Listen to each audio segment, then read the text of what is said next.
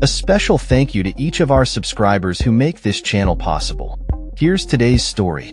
In a significant diplomatic shift, Belgium is poised to recognize the State of Palestine during the upcoming United Nations General Assembly, UNGA, later this month.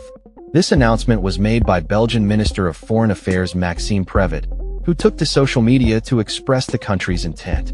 Palestine will be recognized by Belgium at the UN session, and firm sanctions will be imposed against the Israeli government, Prevot stated on X, the platform formerly known as Twitter. Prevot, who also serves as the Deputy Prime Minister, detailed that Belgium would implement a total of 12 sanctions against Israel. Among these measures is a ban on the import of products from illegal Israeli settlements located in the occupied West Bank, as well as a comprehensive review of public procurement policies involving Israeli companies. The foreign minister emphasized that these actions are a response to the ongoing humanitarian crisis in Palestine, particularly in Gaza, where the situation has reached alarming levels. The recognition of Palestine, however, is not without its stipulations.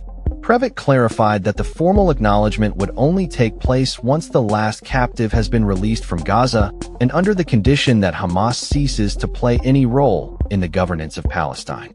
This stance reflects a cautious approach, balancing diplomatic recognition with the complexities of the region's political landscape. Belgian Prime Minister Bart de Wever, a member of the Flemish Nationalist Party, echoed Prevot's sentiments last month, stating that any recognition of Palestine should be contingent upon strict conditions. This aligns with a broader trend observed among various nations. Just recently, French President Emmanuel Macron announced that France would also recognize Palestinian statehood during the UNGA, signaling a collective shift in international attitudes towards Palestine.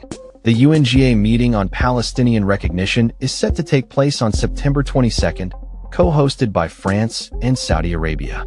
Other countries, including Australia, Canada, and the United Kingdom, have also indicated their plans to recognize Palestine this month, albeit under specific conditions.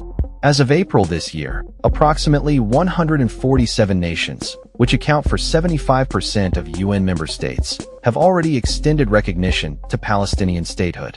This growing support stands in stark contrast to the strong opposition voiced by Israel and the United States, who have criticized these moves as detrimental to peace efforts in the region. The implications of Belgium's decision are far-reaching, potentially influencing other nations to follow suit, while further straining relations with Israel. The imposition of sanctions is particularly noteworthy, as it marks a significant escalation in Belgium's stance against Israeli policies in the occupied territories. As the world watches these developments unfold, the upcoming UNGA promises to be a pivotal moment for Palestine, potentially reshaping the geopolitical landscape and the ongoing discourse surrounding the Israeli-Palestinian conflict.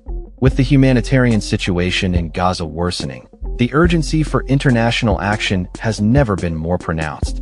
Belgium's recognition of Palestine and the accompanying sanctions against Israel may serve as a catalyst for broader changes in international policy regarding the Israeli-Palestinian issue.